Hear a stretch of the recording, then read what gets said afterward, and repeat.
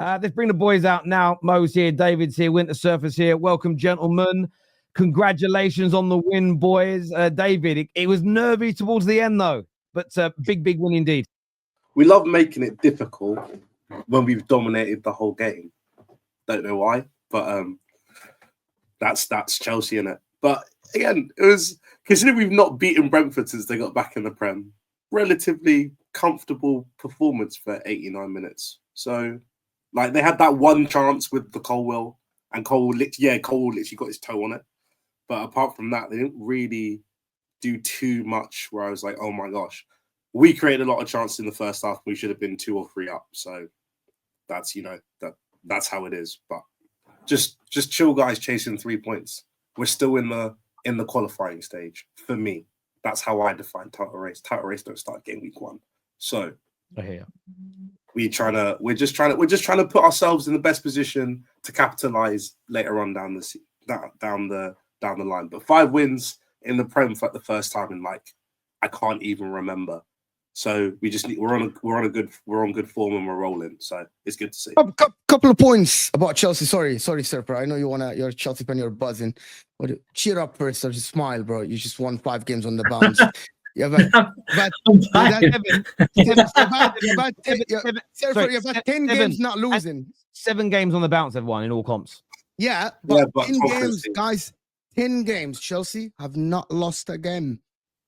Even though with all the defensive fragility, they still find a way to win the games.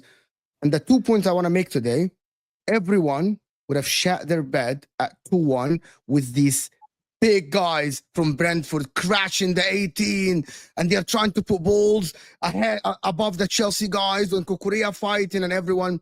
That is number one. Maresca from the sideline, literally. I like a manager who's very vocal, and his voice was coming on the feed, and he's yelling at them to go up, not to be back and just chill back. That's one. Number 2 is that 3-4 times today, when Brentford were putting the ball in the area of Chelsea, they actually anticipate that Sanchez is going to get it, or one of the Chelsea guys are going to intercept, and they're going on a quick counter, which mimic what Liverpool have been doing since the beginning of the season. That is something Chelsea didn't used to do. We used to accuse Chelsea of being slow. They weren't slow today on the counter. It's so quick and to the point, like they want to reach the goal from the shortest distance possible. So to be honest with you, I just want to say that even though it was 2-1 nervy, if I'm a Chelsea fan, I'm sitting there and saying, my team is resolute. My team is composed. My team knows how to get the job done. It's not us saying that Chelsea are going to win the league or anything, but this guy Enzo Maresca has proven me wrong. Number 1, I raise my hand and say, you didn't have the resume, but it looks like you're someone who knows how to manage the team. He didn't sub Madueke off, even though Madueke looked frustrated. He kept him on the pitch, which is something that he's looking for, the team being together and everyone is together. This Chelsea team, to be honest, looked like one of the best teams in the league. And people said, oh, Mo, why you're saying Chelsea play good football? I enjoy watching Chelsea. Terry is a Man United fan, and he's watching Chelsea. I'm enjoying this Chelsea team because I didn't expect them to play that well. And I enjoy good football, and they play good football. Palmer today looked good. Sancho looked good as well. He's finding the best out of Sancho. People that slag off Madueke, so direct today. Even the commentators said, he's very direct. The guy is... They had to double on Madueke. It's the last thing I'm going to say.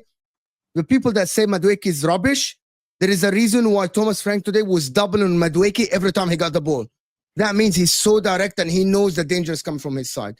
That is the points of Chelsea today, is that 2 points of Liverpool. Nobody expected you to be here. And here we go. It was sitting here 5 wins on the bounce, people. Can you believe it? It was supposed to be City or Arsenal.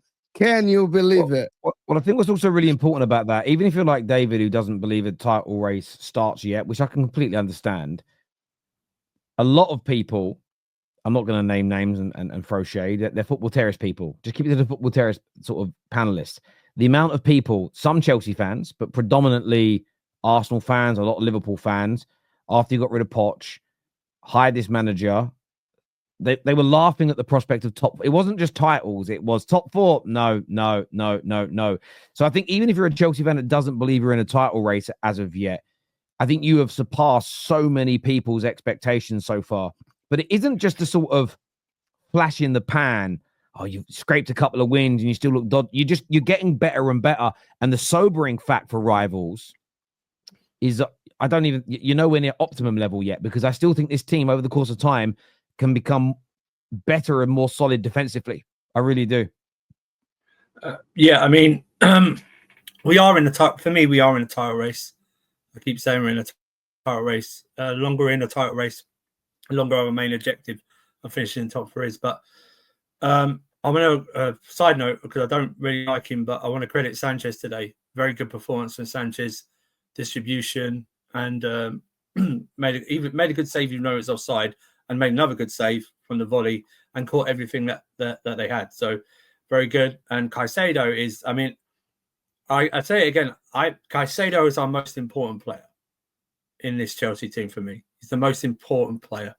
He makes all the difference. He broke everything up today. He was all over the pitch.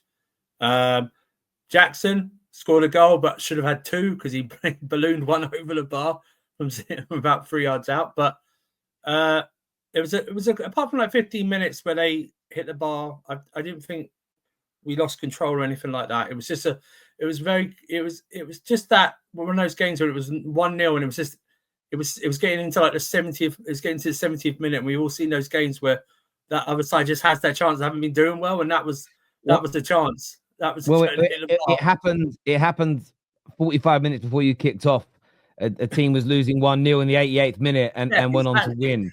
And it can happen, especially, listen, I'm taking nothing away from Ahmad, but it can happen when you've got a defense that's poor. And if you compare the way you guys defended through that adversity today versus the way Man City collapsed after that they conceded the penalty, it's night and day. You can, if you were to have both games up on a screen at the same time and play it, you can see a palpable difference in the energy levels, the work rate, the determination, and the confidence that your players have.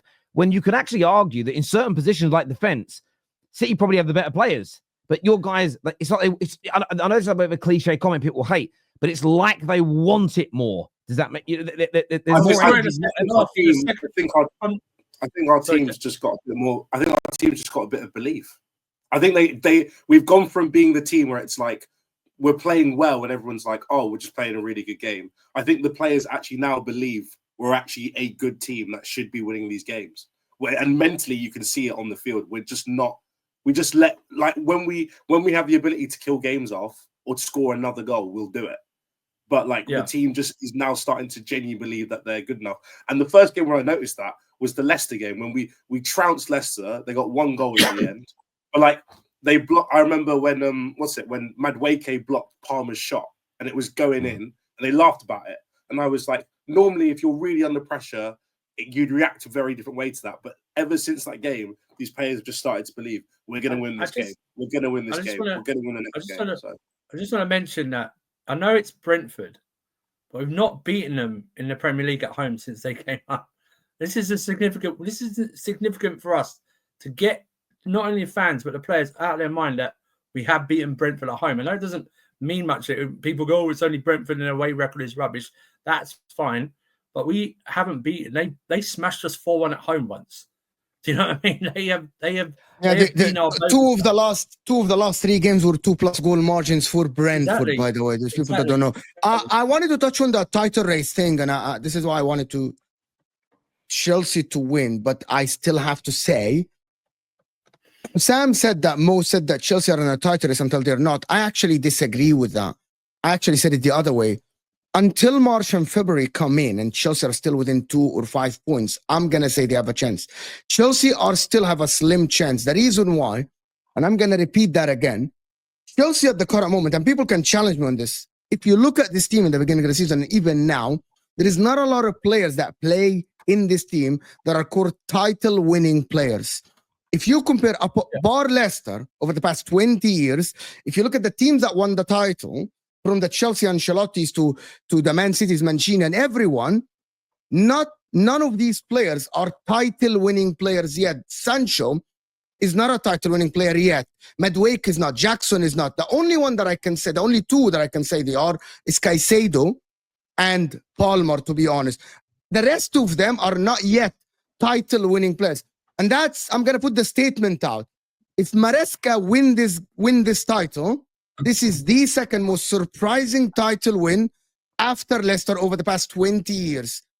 Since Mourinho came to the Chelsea team, probably. Because before that, when Arsenal won it in 98, maybe that team. Do you know what, though? Think about it this way, and you will know where I'm coming from. I hear you. I wouldn't even consider Jose's first title was sort of the most surprising, because if it hadn't been for the Arsenal Invincibles the year before, Ranieri would have probably won the league with Chelsea. They were a very good team that year. I just want to say before the Chelsea guys jump in, I do think you're right in that, but a lot of this is about belief. Chelsea have the ability to win this league, and I'll tell you as to why. Because Man City are not at their brilliant best, and that's not a dig at Chelsea. If City were at their all-firing best and tracking towards 95 plus points, I think Chelsea's team may be a little too young, a little too inexperienced to get to that level of winning games. But maybe 85 points, 88 points is going to be enough this year. I think they might be able to do that. There's a difference, because points totals play a part at times.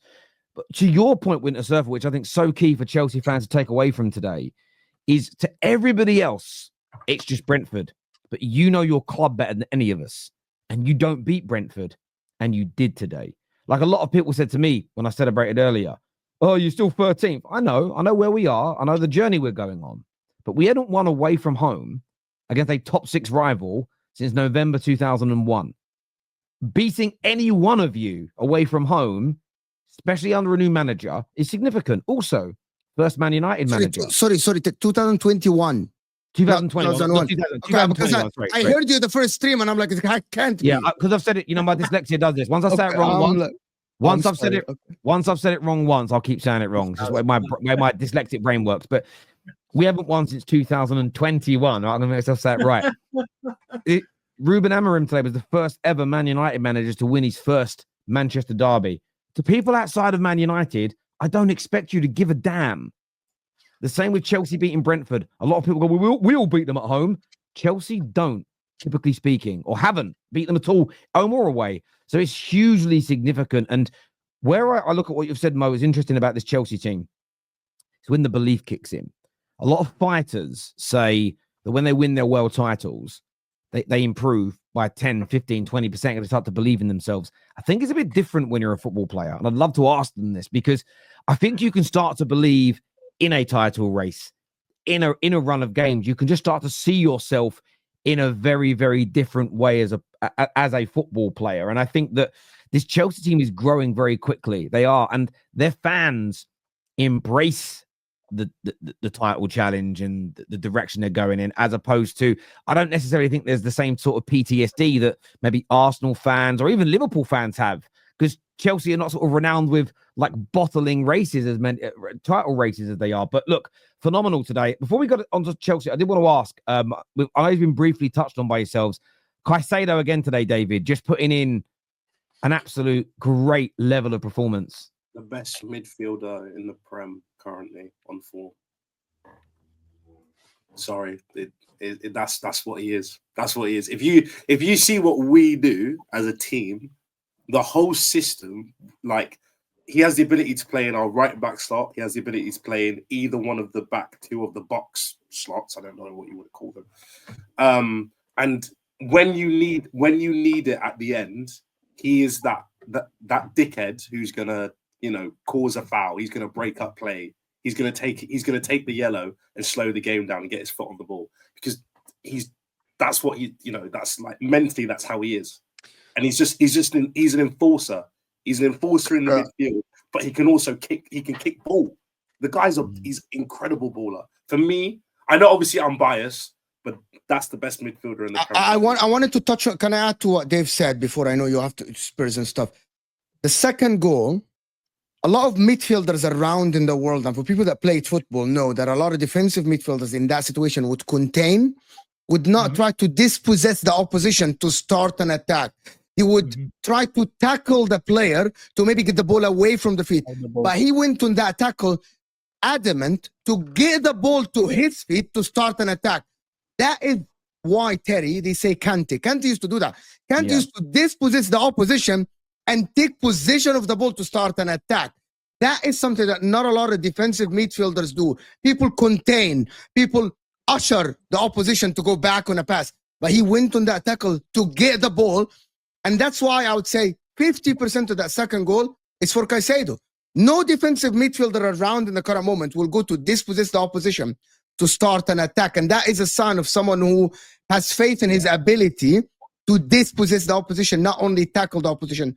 Yes. It's amazing how today as well, which is one more point, Enzo Maresca trusted him to play a lone DM, by the way. A lone DM. He didn't invert from right back to help Lavia, because Enzo Fernandez, with all due respect, Enzo Fernandez was good, but defensively and in the first half of the field is not great. And today it showed when he lost the ball 3 times in Chelsea's half today.